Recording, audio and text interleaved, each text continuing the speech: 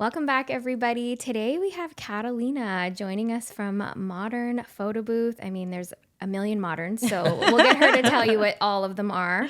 And we're so excited to have her here and get to know a little bit about her path in her business. So tell us about all the moderns, because there's quite a few little, branches that you've created. Yeah. I'd love to know if you could just list them all. Okay. And then we can kind of dive into the story of how you got into all of these beautiful, different, amazing businesses that you've created over the years. Yeah, I mean, there's definitely a few. So funny enough, I have a corporation called Modern Creative Group because I needed to figure out how to put them all under one thing. So we have Modern Photo Booth, which is just for weddings. We do photo booths just for weddings. And then we have another company called Modern Activations. And that one we do like photo and video experiences for like marketing purposes. So we work with a lot of like experiential marketing, PR agencies, that kind of stuff. Modern Studio, which is a really interesting story, kind of just happened due to excess space that we ended up having, where we rent studio space to photographers. And then we actually have this other little company that's still kind of around, Modern Spaces, where we did like 3D tours, and we still do them actually for like almost all the venues here in Ottawa. And it was kind of like a pandemic project that brought us together with a lot of vendors, which was nice. So that's kind of still lingering off to the side. And then we have Gushline, which is our audio guest book, not Modern Audio. I should have probably called it that. Yeah. And then I also do educational courses for photo booth owners under Photoboothmastery, which also not called Modern. Okay. So at Modern TM. I know, right? Yeah, I should. But there's actually a lot of other modern like MDRN companies out there. So yeah, it's one of those words that you can't trademark because it's too broad. Oh, I didn't know. Even with the spelling that you have, because it's not like spelled modern, it's MDRN, right? Yeah, so the word you can't trademark it, but my logos are all trademarked, Okay. right? Just not the actual word, so I can't like stop other people from using it. And there's bigger companies than me using it, so okay, like that exact one. Yeah, with no vowels. Actually, in Ottawa, there's even like a modern barber shop. Oh, okay. Yeah, just MDRN. I know. Things you learn. Yeah, they're everywhere. So bring us back to the beginning, maybe even before you started Modern. What did you do? Like, did you go to school for something? Like, I'm curious how you kind of got into this realm, because I feel like everybody gets there a little bit differently. And I'd love to hear how you started. Funny enough, I was in insurance. So my previous life, I did like corporate insurance. Okay. And so I actually did like the government's insurance and like really big stuff like that. And then towards the end of my career, I was doing more business development. So like getting insurance brokers to sell our product to their clients. So I don't know. It was a really interesting, I fell into that career, as a cashier at a pet store. One of my colleagues was like, my husband works for an insurance company and I think you'd be great, doing this. And it was my first like real job, right? Okay. Sadly, it sucked the soul like right out of me. It was not a very fulfilling job. And so I'd always done photography. Okay. And, I feel like I went into the usual path that most people are like, I'm going to do wedding photography, And I second shot for Kim Ng, if you guys remember Kim. No? So she was a pretty like popular photographer at the time doing weddings. She's very talented, really great with off-camera flash and all that kind of stuff. Cool. And so I was in the second shot with her for like 2 years. Tried to do it on my own, realized I actually don't like shooting weddings. I commend you guys for doing it because it takes a lot of patience. Yeah. And it's long, It is, so long. My gosh, I've never been so tired. And I was in my 20s back then, So I also was really struggling to figure out how to make a profit, because trying back then, like this is what, 2008 or something like that, trying to charge people thousands of dollars for photography was hard. Yeah. So I went to Vegas and I went to WPPI, which is a convention for like photography. And it's pretty much like every photographer in the world speaks there, right? They have a huge trade show floor and I was broke. Like I had no business flying to Vegas at this time.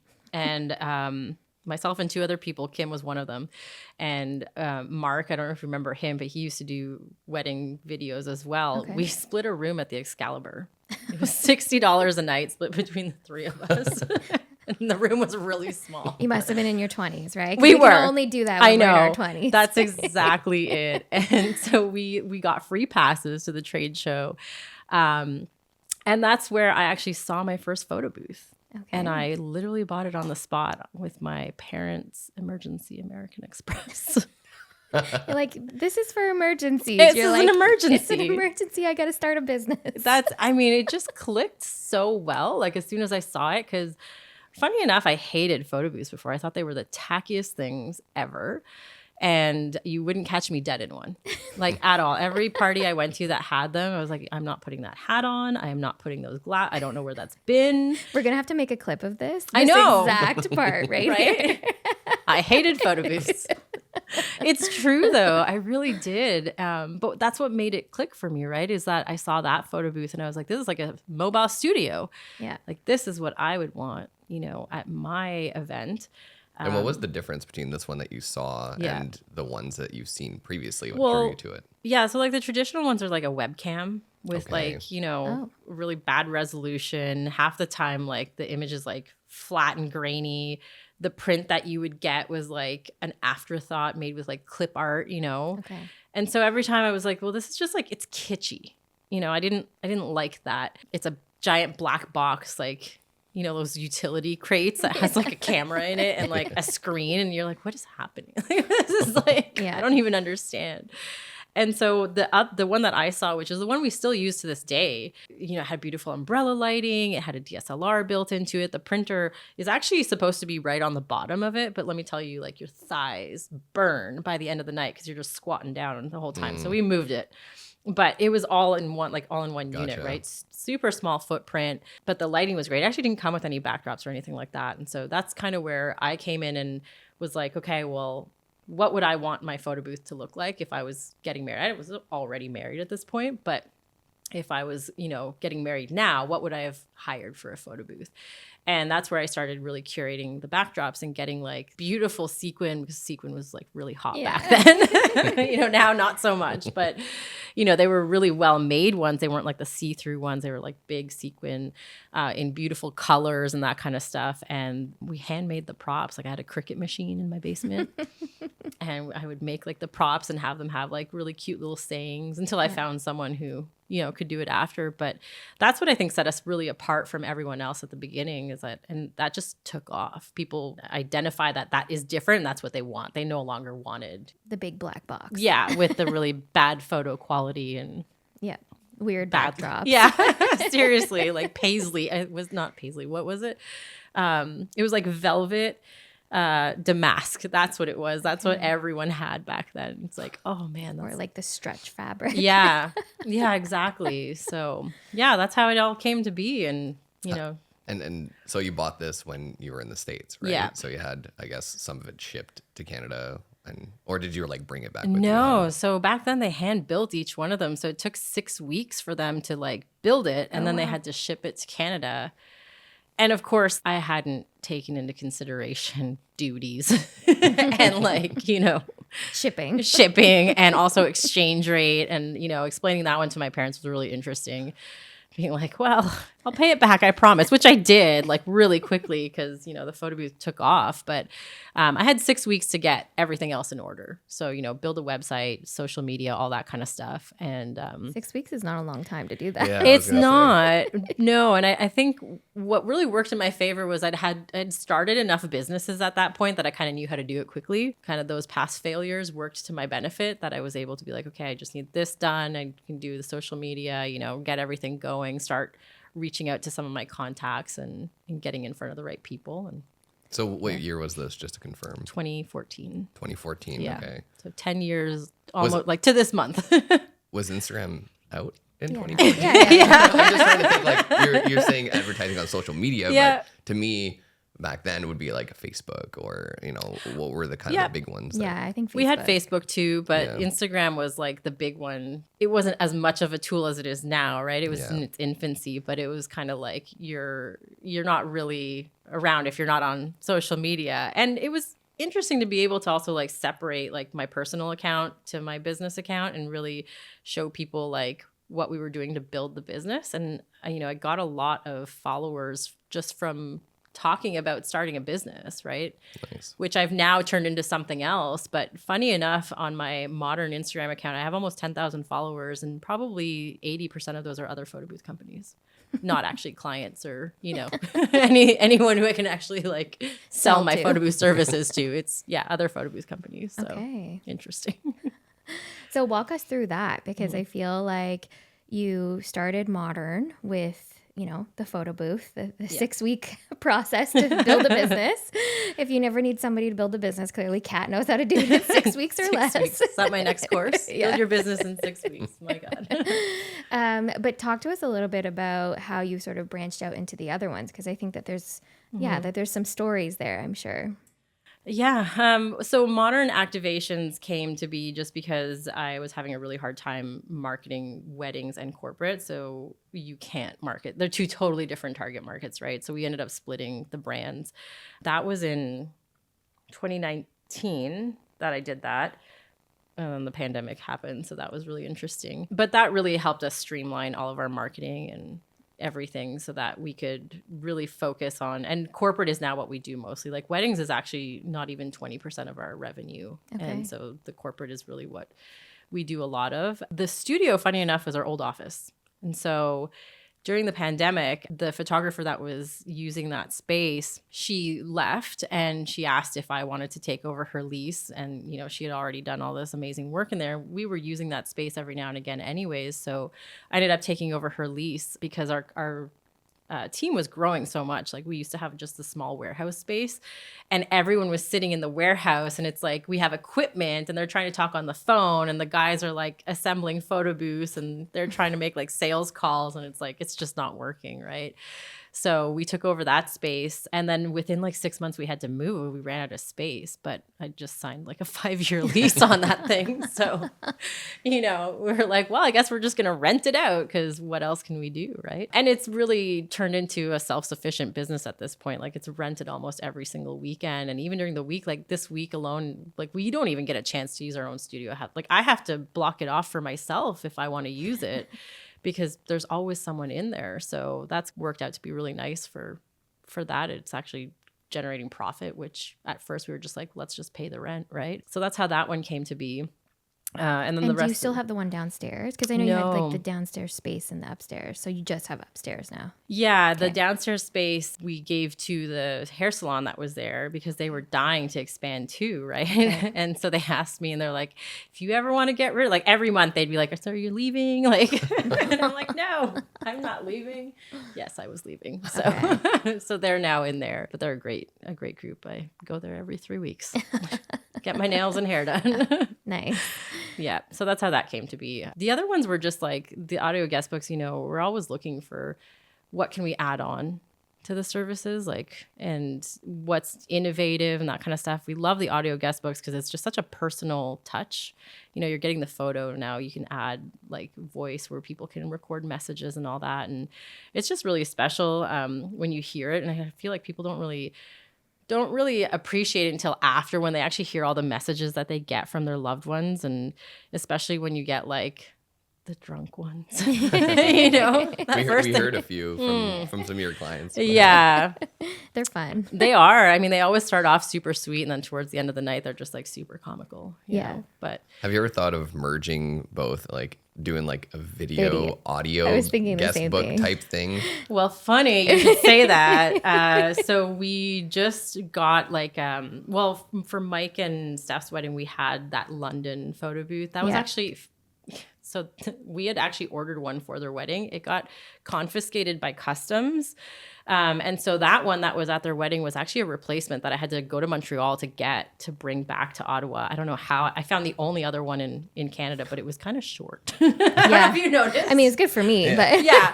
But like I got in it, I must have banged my head like 10 times. So I just got theirs like 2 weeks ago. okay. And their wedding was in November. Yeah, their wedding was in November. So finally Customs released it. And so that one is built to have a phone, and it also has a ring light with an iPad on it that will record at the same time the video. So you get the audio with the video recording. You're still doing like the phone, but you can also send the message to yourself. So, or to whoever you'd like to, right? So you get an actual video recording. So we're building that one right now. Hopefully we'll have that. Well, we'll have it for this wedding season, but it's been, a long time coming for that one. That's cool. Yeah. Because I'm curious with that. Like, I think that's always been even with the Gush line, perhaps, is like, how does it sound? Like, if there's DJs and, you know, like dance floors happening and all that kind of stuff. Do you think, like, I guess because it's in that booth itself, so it should have sort of enough blocking to be able to capture what people are saying, right? I guess. The sound, like you can be right next to the DJ booth and you still hear this. You'll hear the music in the background. Yeah, you're still talking to the phone. Yeah, but the microphones in the phone are like unidirectional mics, so it picks up directly similar to what you're kind of talking into right now. Whatever's closest to it is what it'll pick up. I mean, you don't really hear the background kind of as much, which is nice, but we still recommend to not put us next to the speaker, right? Because then people yell into the phone. Yeah. Because they can't hear themselves, right? But no, that sounds pretty good. Considering. Yeah. Because I think that's definitely the way forward. I know you have like the spinny video, which is super cool. Spinny video. You know what I mean? I'm going to rename it the spinny video. But you have that, and I think that's been such a cool addition as well, right? When did that kind of come into play? The 360, we brought that in 2018, actually for a 5-year party. That was actually the launch. Oh, wow. Yeah, we were the first ones in Ottawa to bring that in, and it took off, right? Like people loved the 360. I mean, now there's like 100 of those companies popping up everywhere. You go to any wedding show and you'll see 5 there. It's crazy. And that's good. I mean, that it's become more accessible because ours is definitely like, we go for more of a cinematic experience than for just like throwing an iPhone on a arm and or a GoPro around. or whatever it is, right? Yeah. Well, we used to use GoPro just because of the low light, like how well it handled and stuff. But even still, like if you were to compare our GoPro work to like pretty much anyone else out there, I would say like our lighting is just so much different and better in terms of and that's what makes you so unique and good is that you take it to that next level. You're always looking to improve it. You're not like, okay, slap a GoPro and like let it do its thing and then we'll see what's next. And I'm curious on that. I know that you have so many different companies and things that you do, but through the years, are there any that you started and it like flopped, or like I want to hear if you're kind of like a serial entrepreneur, so I kind of know. I had many failures, right? Yeah. I kind of want to know like what are some ideas that you had that you tried to implement and then maybe you hit some roadblocks and it was like, it's not worth it anymore. Oh, for sure. We started this one company called Get Frugal, which was our like budget photo booth. Because we found that a lot, like we are a higher price point photo booth, right? And so we found a lot of people weren't able to afford it. So I'm like, okay, I'll make a product that's just for them. People would come and pick it up. They'd set it up at their own wedding, run the photo booth themselves and bring it back to us. And it was a whole weekend. They could get it for the whole weekend. So if they were doing like a pre-event or whatever, they could set up brunch, as many times as they wanted. Yeah, there was no limit. But people don't read and they don't follow instructions well. So I can't tell you how many times someone would come and pick up the photo booth and they'd bring it back to me in pieces. Like literally like the case that is cut out, like each thing has its own little compartment and it's cut out in the shape of where it should go, and they couldn't do it. Or like, I remember I was like 9 months pregnant, like literally about to pop any second now. And I got a call from this bride and she's like, the photo booth's not working. It won't turn on. Like we plugged it in and I'm like, okay, can we run through the troubleshooting first? Like make sure it's plugged in. She's like, it's plugged in. Like I'm not stupid. So I get in my car at like 11:30 at night, trek out to the middle of nowhere. And sure enough, it wasn't plugged in. And she felt so bad because she saw how pregnant I was and like waddling my way in there. And she's like, I'm so sorry. I'm like, you know, like. So you're like, no more frugal. It just wasn't worth it, you know, like $1,000. I don't even think it was $1,000. I think it was $750 for like the weekend. No, it was $550 That's what it was. $550 for the whole weekend. And Wow. it just wasn't worth it for us to do it. Back and forth questions with couples on all this stuff, the tech support, like it just was not worth it at the end of the day. So we shut that one down pretty quickly after, I think it lasted about a year. We had to run through the bookings that we had. And then, called it a day. And you're like, that's it. We're done. You're done. Budget stuff has just never worked for me. Well, the headache probably is just not worth it to you, right? Especially when you have the flip side, which is, you know, the luxury side of clients who are, where do I sign? So much easier. Where do I pay you? We always found that the ones that pay us the least always give us the most problems. Absolutely. Mostly because in our case, sometimes they use all of their budget for their wedding for us, and then their expectations go through the roof. Yeah. And, I want you to make my wedding look like this, but this other wedding, they spent 50 grand in decor. Yeah. So like, I can't make your, balloons and paper plates look like Yes. Right. There's that as well. Yeah. Right. Yeah. No, that happens to us a lot, where we kind of found that we were in this like middle ground where we were not expensive enough for the higher end clients, but not cheap enough for the low end, but we were still, they were putting, like Luke said, every single penny into that. And it's a balance, as you know, I'm sure, trying to figure that out and navigate that. I know you talked a little bit about some challenges that you've had. Has there been any other challenges or pivots that you've had to make in your business that you can walk us through? Yeah, I mean, there was this thing in 2020 that happened, the pandemic, if you guys remember, and having an event business, as I'm sure you do remember, is not fun when there's lockdowns and you can't have weddings, you can't have events.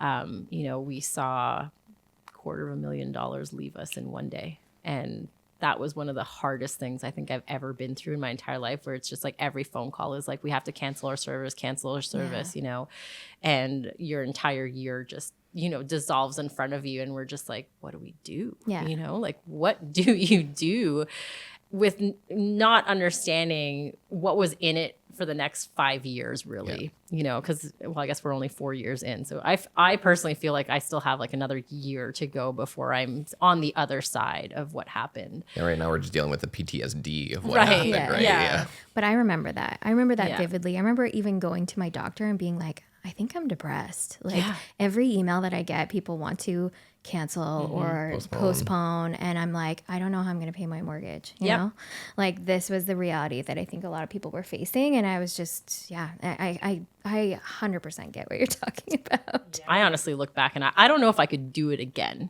You know what I mean? But I think because you don't know back then, I was like, well, we'll just have to see how this goes. And I was kind of like, our government will help us.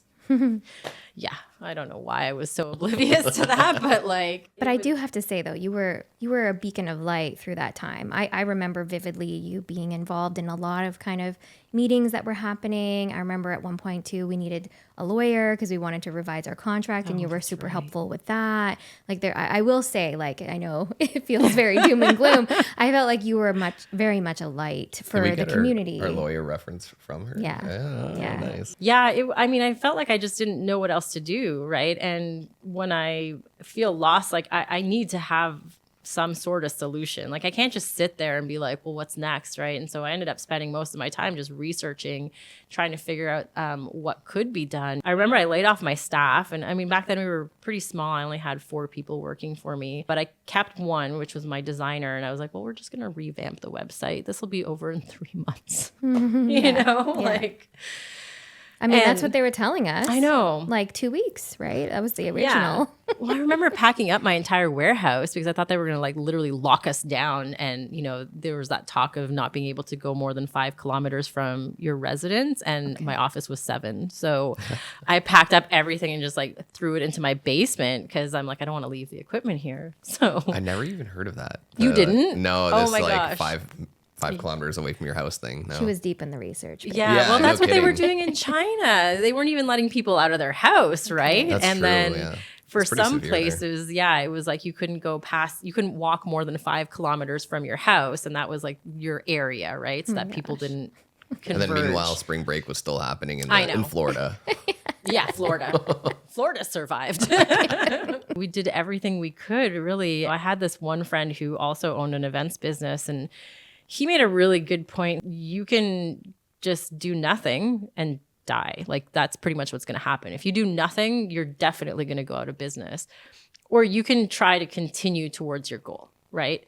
And our goal was to grow. And so we were like, okay, we're just going to continue doing whatever we need to do to get to our goal, to get more corporate clients, to get more weddings, Yeah. Get scrappy. Yeah.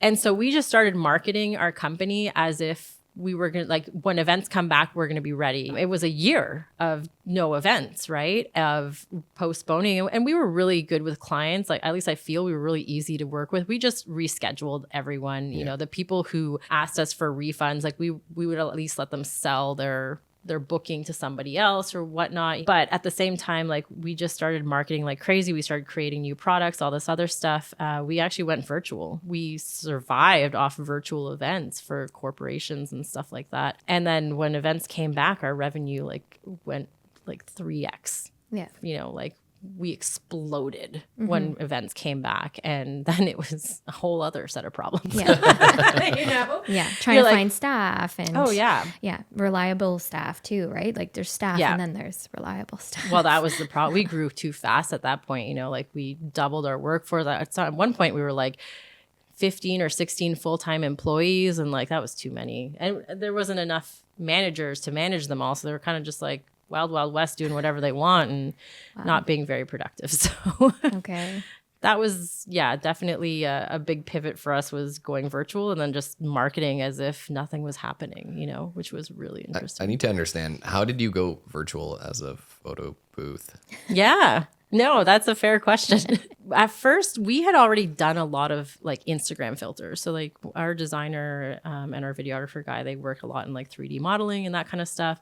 And so we already did Instagram filters for companies. So we first started off by kind of pushing that and being like, because people were still having events, right? Like everything went into virtual conferences and Zoom everything, right? And so people were hungry for additional new things that they could do that were virtual. And then softwares started to come out that had the ability to do online photo booths. So you would use your own device to take the photo, and then we could program it on the back end to have different experiences. And there was gamification that was involved. So you could have like a scratch card at the end. We did a lot of virtual mosaics where we would take people's photos, like thousands and thousands of photos, and then build out like a big mosaic photo that was interactive and online.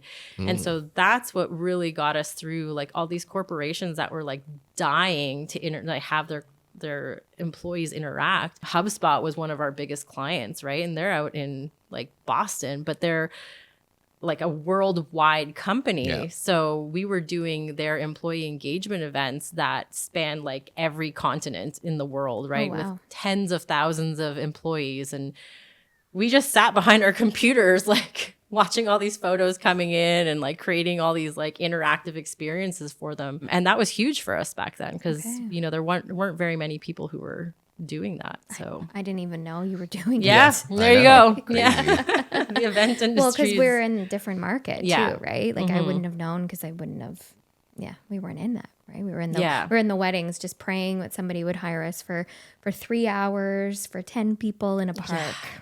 Right? With your like 200 lens so that you didn't count towards the 10 people. Yeah. I'm just in the park over here. Yeah. And I'll just shoot. Yeah, but for family photos, you have to stand 6 feet apart. Yeah. Wink. Oh my God. I know. It was crazy. That was the most awkward. And then I don't know if you remember, but there was also this phase of, well, as a professional, you should be like making them abide by the rules. And I'm like, how am I going to enforce this? Yeah. Like, no. Yeah. If they want to stand here to have a good time, not to police everyone else. That's your job, police. Like, you all stand 6 feet apart. Like, no, I'm not doing that. If they don't want to, that's their problem. I don't have to stand close to them. But, you know, it was crazy. Okay, so I love that you did that. So in terms of revenue, were you able to sort of hit your goals during that year, or obviously was that just like kind of impossible given the state of everything? Yeah, we definitely didn't hit our revenue goals that we had originally set out, but we did really good for ourselves. Could change the business for a year and a half, and then we kind of went back into this hybrid, half virtual, half in person. Yeah. So it was just a nice way to stay afloat. At that point, we had government subsidies for like payroll and stuff like that, which obviously helped us stay afloat.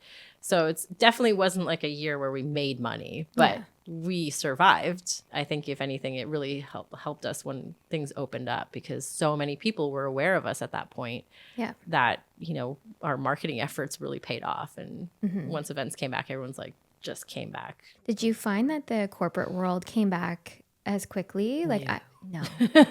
Right? Like, it probably wasn't really until 2023 that you probably saw most corporate sort of come back in terms of in-person stuff. In person. Yeah. Like corporate events, Christmas parties. Like, I really didn't see that much in 2022. I felt like 2023 that kind of opened up again, but maybe not even to its fullest. No, right? 2022 was definitely a lot of outdoor stuff. People wanted if they were doing anything, it had to be in the summertime, right? They wanted to be outdoors. No one wanted to be inside a conference room or anything like that. We did do some stuff, but for the most part, it was outdoor things. And then, 2023 is really when corporate came back and doing trade shows and conferences and that kind of stuff. Funny enough, we still had one cancellation last year that one of the biggest Christmas parties that we do canceled because the COVID numbers had kind of spiked. And I'm like, are we still tracking that?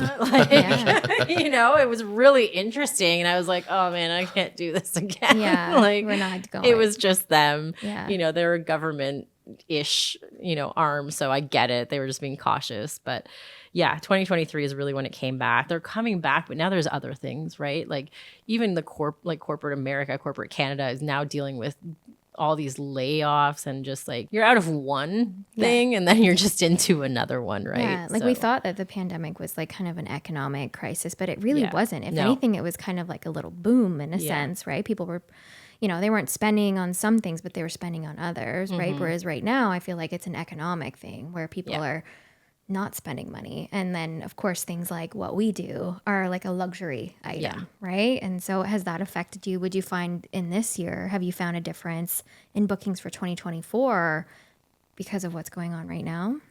Yeah. And I mean, we've also, raised our prices kind of to the point where you're either going with us or you're not. People who come to us now, they know our prices. We generally only deal with people who have planners too. Like we do find that anytime we have someone who comes to us direct, like they just aren't the right fit. There's someone who's like just emailing all the photo booth companies, right? To see like the best price. Yeah, the best price. Exactly. And we always tell people we are never going to be the best price. We'll give you the best product, best experience, give your guests a keepsake that they will definitely frame. It's definitely slowed down the number of bookings, but revenue wise is better. Okay. Right? Because we're not spending as much time, because 2022 killed us. We did like 200 or 300 weddings in 1 year. And it was exhausting. Like we were all dead by the end of the year because we couldn't even find enough staff to do all of the events. So the office staff is going, like I was going to events, my husband was going to events, like anyone I could find. I'm like, are you breathing? Grandma, you good? Yeah. Yeah. We would like go set up the photo booth and be like, okay, here you go. Now we're trying to do more, like less volume, but maintain our profit margins there. That's good. That's what we found as well. 2022 was kind of the first year where everything was open for weddings. So it was crazy for us to, double what we usually do in weddings just because of the postponements and the supply and demand that happened through 2020 and the following years. And then 2023 was like kind of normal. And then we're finding a little bit of a dip in 2024 for us in the wedding side. But it's slowly coming back. I think everyone's kind of experiencing it right now. Well, there's that engagement gap, right? Because no one was getting engaged in 2020 and 2021. So, I know what you mean by like less inquiries coming in for 2024. But 2025, I think, is going to be another big one because, again, like it's that gap. And then the surplus of people wanting to get married again. Because there was also the whole, some people I think just got scared away because every vendor was posting like, book now if you want your date.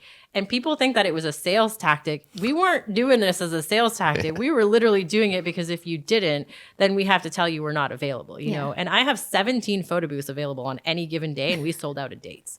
Like that's how crazy it was. Yeah. And people just didn't believe us. But I think they realized afterwards that, I can't book a wedding 6 months before I want to get married anymore like you used to. Now you have to book 2 years in advance, right? Yeah. So especially if you're looking at a specific like a fall date, a Saturday, that really starts to limit your options. Oh yeah, absolutely. And if your venue's not available on the date that you want, then it's like you got to wait a whole year, right? Yeah. And hopefully they have that date. So plus 2025 just sounds better than 2024. Yeah, I don't disagree. Those like weird years. I remember in 2020 there's October 10th. It was a huge one, 10/10/2020. Yeah. And then we were in lockdown in COVID anyway. I know. So it doesn't really matter. We had so many people inquire for that date. We're like, no, and it was like, it didn't even happen. So I know. Oh my goodness. Okay. Talk to us a little bit about tips and tricks that you would give to somebody who would be interested in starting a photo booth. Because I feel like, I know that you do this already, but if there is anything that, if you could go back to your past self, what would you tell? What would you tell her?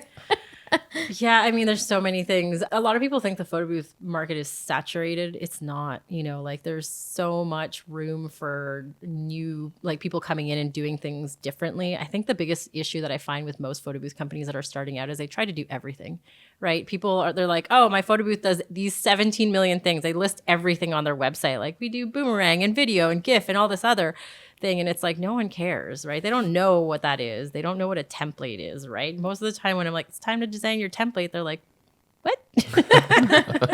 I'm like, it's the thing that goes around your photo. Nobody really selects a niche though, right? And for us, when we started, the one thing I do feel I did really well was selecting that niche of being that stylized photo booth, right? We've refined a million times over since then. But any photo booth company that I see coming in now, pick something, pick one thing that you're really good at, especially if you want to do it for weddings. What is the one thing that's going to make you stand out from every other photo booth company out there, right? And that's how you're going to be able to build a sustainable business and not have to deal with the budget people, because we all know that, comparing on price and then discounting your price just to price match someone else, you're going to go to business really quickly, because it's just a race to the bottom when you do price matching. So find one thing and market that really, really well. Find your ideal clients, find your target market, and just always, everything you do should be speaking to your ideal target market, right? And not everyone, because you'll definitely succeed a lot faster doing it that way than trying to just kind of muddle your way through doing everything. So we spoke about that in an earlier podcast, where when we first started doing wedding videos, we were doing it a little bit more fast paced than other people, high energy and fun, and that's not what and sometimes you need that tenacity to keep going. We were looking at other photographers and we're like, oh, should we be more vanilla and be like them because they're successful, and we want to be like them, but it's really what makes you stand out. Yeah. That's what's going to make you successful. And sometimes you're just ahead of the times and you just need to stick with it until it becomes a thing. Well, look at those DJs from, Mike and Steph's wedding. Just, I feel like we reference it for everything, but it was a pretty epic wedding. Yeah. It was. Those DJs blew my mind, I actually talked about them in another conference that I did, because the DJ world is very similar to photo booth world, right? There's a million people who think they can be a DJ, just like photographer. Yeah. Anyone who buys a camera thinks they can be a photographer. you just need an iPhone now. Of course, yeah. Why not? But DJs, it's you get yourself a laptop, some Spotify, and they think they can go to town with it. And there's thousands of DJs out there that are trying to make it, and they're, charging peanuts for it. Then you see these guys who are charging $10,000 for a wedding, and it shows, right? First of all, they look like they walked off of a GQ magazine. I know.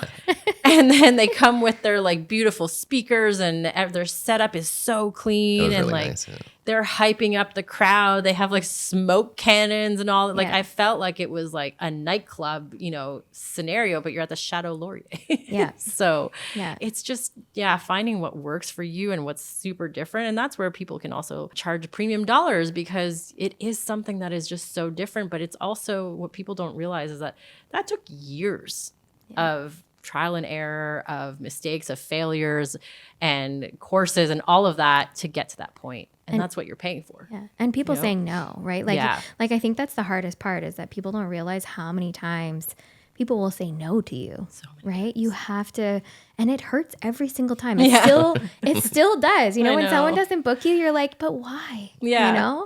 And I actually ask, because I'm like, I really want to know. Yeah. There was a vibe. I thought it was a good vibe. I mean, you obviously reached out. what happened, And so we know for us, we're doing all the right things, because I always ask, like, if there's something we can do to make it better, or could have done differently, what would you have liked? And I think people just don't realize what they don't know, right? Sometimes, like, especially for us, it comes down to price. I would say most of the time it's either price or style, right? So like they interviewed us who are kind of lighter and brighter, but they also interviewed someone who was like moodier and darker. And then, they kind of were like, well, you guys are very similar, but we like this style more, right? And I find that that's so hard sometimes, because you're like, but why did you interview me if you didn't like my style? But it's so important that people understand that, there was a lot of no's. There was a lot of trial and errors. There was a pandemic that we went through. There's, having too much staff, having not enough staff, right? Like all of these things. Like I didn't even know that you did these online conferences with like Luke said, how do you do a photo booth online, right? Like you have this knowledge and you've done all these things, and that I feel like that's just like literally the entrepreneurial spirit, and is that like you just go hard and you figure it out, and you are definitely one of those people who just figures it out. So kudos to you. And your marketing needs to be on point too. Sure, you can be different, but you have to tell people why your difference makes a difference, I guess. Like why we say this all the time, like we educate our clients into knowing this is why you would pay us extra money, because we take care of XYZ, and like we solve this problem for you. And that's the marketing game of like the social media and leveraging that and showing that you're a human instead of just a company, and like all those things, right? Yeah. But I feel like also what you did, and we kind of touched on it before we got into the interview, was that you hosted a lot of parties as well. I feel like you really kind of got to know everybody in the industry. I know we didn't talk about it, but I would love for you to talk a little bit about maybe perhaps your marketing when it comes to that, because I know you've done a lot of shit for free. Oh my gosh. So it's actually what I built my business on, funny enough, free events. Ever since we started, the one thing that I needed to do was get in front of the right people, right? And when I started my photo booth business, I was like, I need to get in front of people who are going to have the budget to actually pay the prices that I want. And back then we were looking to do like some more company parties, that kind of stuff, in addition to weddings. And so one of the first events that I sponsored was this one called Ladies Who Lunch. I don't know if you know who they are. Yeah. They used to do like these monthly lunches at the NAC, and it was all like business owners and women that would go and have lunch and network and stuff. So we did that event, and from that event we got 2 of our biggest clients from that one event. And I was like, okay, there's something here that you did for free. For free. Yeah. Because I just really, first I hadn't even done a real event with my photo booth. We had just done it in the basement at this point, like I was confident. Your friends. Yeah. I mean, it's like, it's not even friends. It was like my dog. It's like a million pictures of me and my dog and my husband, and like random lamps. Cause I was just like trying to figure out like how to work this thing. Yeah. So this was kind of like our first real event, and trying to figure out like what it was going to be like. And luckily, like we met the right people. And I remember back then there was another photo booth company that was actually at the event, and she went through my photo booth recording everything. Ooh. And I was like, you can just record it. We're good. You don't have to hide it. No, I'm like, I get it. I was trying to like connect with her, and she wasn't really having it. So I was like, whatever, that's fine. But yeah, that really showed me that it's just about getting in front of the right people. So to this day, we sponsor at least one event a month, especially if we're trying to break into a new market. We'll find an association or some sort of networking event where we know those people are going to be at, and then we will go there, right? Which is also why I sponsor almost anything that the wedding industry does, right? Mm-hmm. If the like Noel and Noir, or like any type of events that any of the venues that we work at end up doing, like we are there because I want to make sure that everyone knows we're still around, we're still here. And this is also a good way for us to show people our newest products, right? We bring all the latest and greatest to those events. And the Chateau Laurier like Christmas party thing, you guys were there too, and that was a cool photo booth as well. Yeah, so I mean, we'll try to do like 2 or 3 at an event if we can, just because we get great marketing material out of it, right? We can record and don't have to worry about like exposing someone's private event, right? Yeah. And then we also get to be in front of the people who we want most to know about these things, right? Because word of mouth is going to be the best advertisement you can ever do. So, built my business on free events. I like how you call them sponsorships. That's what I'm going to start calling it when we do a free that's event. what they are. So that is one thing that I will say. We always ask for something in return. So we actually do have contracts with all the events that we do where we say, okay, we're going to give you this, which is valued at whatever, $3,000 to $5,000.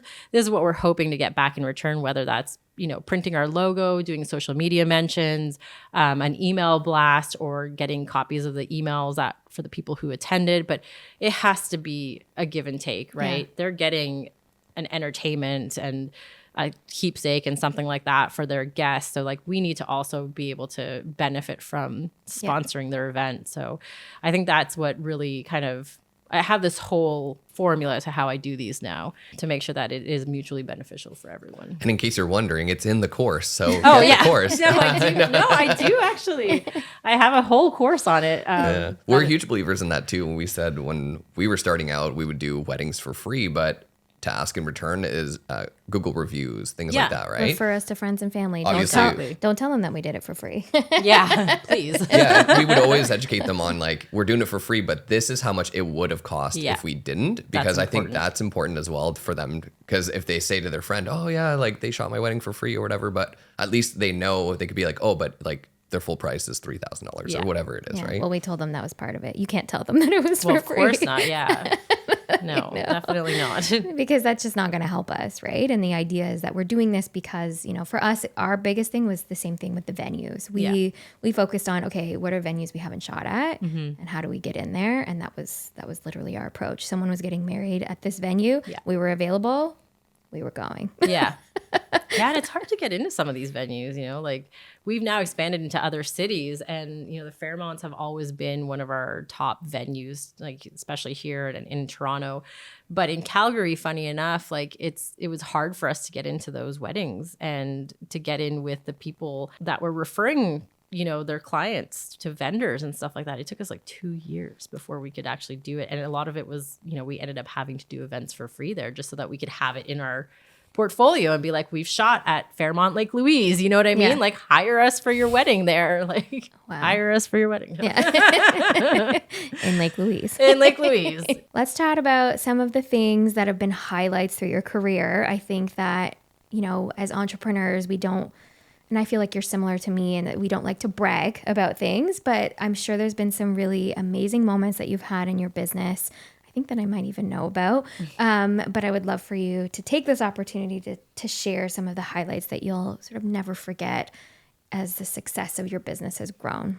Yeah, there's been definitely a few. One of the biggest things for me was, I guess the first time we hit $1 million in revenue was huge because I never thought I could ever do that with a photo booth company. And, that really opened my eyes to, hey, maybe 5 million is an option. Maybe I could actually make this a huge thing. Like I could be something bigger than just a photo booth company, right? Is that $1 million in a year?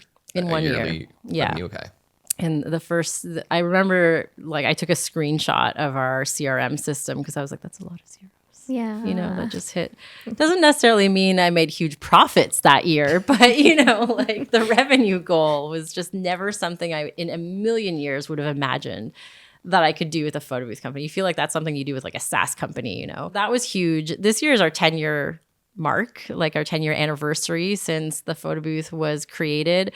And I actually just came back from Las Vegas from the Photo Booth Expo. I'm not really one for awards because frankly, I find that, and I think I've even done stories about this on my Instagram, most awards out there are not legit awards, right? They're like, you have to ask your friends to vote for you, and then it's whoever gets more votes, the award. Yeah. We haven't won any awards. No, so. Not a single one. Yeah. And I mean, it's sad because I wish that there was more awards that were like peer-based. And so this year, I actually applied for a couple of awards for the first time. And it was because they were peer-based review. So you would submit events and they would review them. And so we made it to the finalists for 3. And I ended up winning the best wedding for a company of 5 years and plus, right? Which was really amazing because the people I was standing next to, I'm like, okay, these guys are like huge. Like they do celebrity weddings, right? And I'm standing next to them. I was like, this is amazing. And then I won. Oh. So yeah, nice. That was a big one. What was really shocking, though, was that award ceremony gave me a Lifetime Achievement Award as well for contributing to like the photo booth industry and education and all that kind of stuff for the past 10 years. And that was insane to me because I had no idea that that was happening. And then I also got inducted into the Photo Booth Hall of Fame. That's a thing. Yeah, I know, right? So, if you're not in my industry, no one's going to care. But for me and like people who I knew, like that was pretty huge to get all those things. Even though I didn't get to really enjoy myself while I was out there because I ended up getting sick. That was a bit of a highlight for me, like it was 10 years. I also actually ended up opening the education panel. And the photo booth industry is a very old white male dominated industry. Oh. And I actually ended up being the first speaker. I spoke in front of 1,500 photo booth owners and DJs about how to do free events. Funny enough. But that was huge. Yeah, sponsorships, exactly. So it was a big year. This year has started off, with a lot of highlights for me. And yeah, I finally feel like I'm like comfortable, which is a bad thing in entrepreneurship. Because then you want to get uncomfortable, right? Yeah. But you also deserve it, right? Yeah. And that's a thing you can't discount as well, is that you've worked so hard to get here. So you can't, pat yourself on the back a little bit, take yourself out for lunch or something, and then get back to it. Yeah, I know, right? And that's just it. You just got to go right back to it. And what's the next big thing, right? Oh, that's where awesome. I'm at. I always feel like, I don't know, this is just me, but I always feel like, okay, once you hit that, then now it's like, you have to go even higher than that. That's my thing is that now it's like, okay, I've hit this. Now I need to go more. Ooh, yeah. That's been like the past year for me, like 12 months, I guess, is that I've hit a lot of goals this year. And I'm a little lost now as to like, what is next, because I have so many things I want to do, but it's like, what really is the next thing I'm going to do? And like, what does that look like when I've completed it? Because like one of them was like our house, right? We really wanted a single home for a very long time, but being self-employed, that's like buying a house is impossible when you're self-employed. And my husband is also self-employed. So yay. So we get it. I know. Yeah. You guys get it. You just got to pay with cash. Yeah, no problem. Cool. You just have $2 million. Yeah, absolutely. No. So that was like when we moved in, I was like, okay, we did it. Like we'd set out these goals to do this thing and we did it. And I was like, well, now what? Now I got to find new goals. And they're just so much bigger and harder to get that now it's kind of like, oh, am I ready? But you also you've seen the roadmap to success. Yeah. And I think that I love seeing that even for ourselves. Like we got like millions of views on some of our videos online recently. And we're like, wow, that's amazing. And like, we never thought we'd hit that. Especially right now, we only put, a couple months of effort into really trying it. And now we've seen the success and it just motivates us to get even more, right? So if I don't get 1 million, now I'm like, it's like, oh my God. It's not even worth it. I have 8,000 followers, and if 1 million people don't see my stuff, then that's a failure, right? Yeah. Oh wow. I wish I get like 1,200 views on my like best reel. Well, we have should to come chat. to you. Yeah. We'll me do go exchange viral. of service. Yeah. Perfect. Last but not least, talk to us about some of your favorite tools. I know you've mentioned a couple. I've kind of heard you say, but is there anything? It can be a physical tool. It can be an online tool that's sort of that you just couldn't live without. Yeah. So my email system, I use a system called Front, which actually takes, because we have so many emails, right? Like every company has its own email. So any given day, I have like 8 emails. It's like Catalina at Modern Photo Booth, Catalina at Modern Activations, Catalina at Modern Spaces. And so that's really hard to organize, right? So Front actually allows you to connect multiple email accounts, your social media accounts, all of forms and stuff like that can go in their chats, that kind of stuff. So it's really nice to have it all go into one system, and then you can actually distribute it to your employees and you can track things, you can have conversations. So that has been really helpful, because before we literally had like 1 million Gmail accounts open and you would have to check every single one of them. It's not the cheapest thing, but the one thing I think I would have to keep if I, was looking to like get rid of my subscriptions would be that. And then of course a CRM system. Like we automate as much as we possibly can in an effort to not hire more people, right? And so we're always looking at like, how do we automate this? Funny enough, we've automated most of our inquiries to be 100%. Like our staff don't touch an inquiry until they actually reach out to us. Because any month we'll deal with 100 to 200 people reaching out to us. The amount of people I'd have to hire to actually talk to them is not sustainable, because half the time they don't book, right? Yeah. And you can try and target the right people as much as you want. Unfortunately, when you pay for Google ads, though, you're also going to be getting people who aren't your target audience, right? And people who are just like getting quotes for it. So automation through our CRM system has been huge. And I use Pixify, which I feel is one that a lot of photographers and just creatives don't know about. And it's the most powerful one out there by far. Like a lot of people are on Honeybooks, and I think personally, Honeybooks is one of the worst CRMs out there. It's simple. Yeah. If you just need simple to send an invoice and maybe a follow-up email here and there, great. But if you want something that you can actually build out, do like email marketing, do scheduling, do all that kind of stuff, then you need to be looking at something like Pixify. Well, we're with Honeybooks. Yeah. See what I mean? Their marketing is fantastic, but that's usually what happens when you have a company that has great marketing. This is why I don't trust companies that have great marketing, because I know that their product isn't good. Going against your own advice. Well, I mean, funny enough, we don't do that much, marketing like that because we do a lot of by referral. You know what I mean? And so, but I mean, like people who spend thousands of dollars on like Super Bowl ads, you know, just to get in front of people, or like who you see all over YouTube 24/7. It's like, like what are you making up for here? And I love marketing. So or you scroll social media and it's like wish.com. I know. You get oh my lots God. of these little ads for like. And what happened to Wish though? Because now it's Temu or something like that. And it's like, I can't keep up. I cannot. I'm like, is it a scam? Because I feel like it's a scam. It probably is. It can't be that cheap. No, or you get it and it smells like chemicals. And you're just like, Or it's like a tenth of the size. They just got you with the photo. Yeah, seriously. That's always a good one. Like, why is it so small? It's for dolls. Yep. Oh, you didn't read the fine print. Yeah. And it took 18 weeks to get here. Yeah, that's the other thing. Oh my gosh. The last but not least is, how can people find you? I mean, this is gonna be a list, so we'll definitely make sure to put this in the blog post and the show notes. Like a single website that links all your websites on it. Like a they link all in have bio. Different target markets. Yeah, I know. No, I mean, so the photo booth is MDRN Photo Booth Co. That's our Instagram handle. And then for the course, it's at photoboothmastery. And I'll just leave it at that because those are usually the two that, most people are looking for when it. And if anyone else needs to find the other ones, I'm going to link it down below. Okay, yeah, in you the can do that. comments, in the description, I'll put all of them in there so that if they want to find you in any other way, awesome. they can go there. Thank you. Yeah. Thanks so much for coming. No, thank you guys. This was so fun. Yeah. Is there anything else that you want to have on here just before we go? I know we talk a lot about your course, but is there that's anything? all good. Okay. No, yeah. Or anything you're launching in 2024, you haven't really thought about it yet. Oh, we're launching. Well, I mean, I have that magazine booth that we're launching. Okay. And then She touched on that. Yeah, and then the phone booth stuff. I mean, we do have some stuff, but nothing that's like concrete yet. So other than the magazine thing. Well, we're always excited to see what new products and new services that you come out with, because you've definitely done some successful ones, some bangers. Thank you. And we love to keep seeing that from you.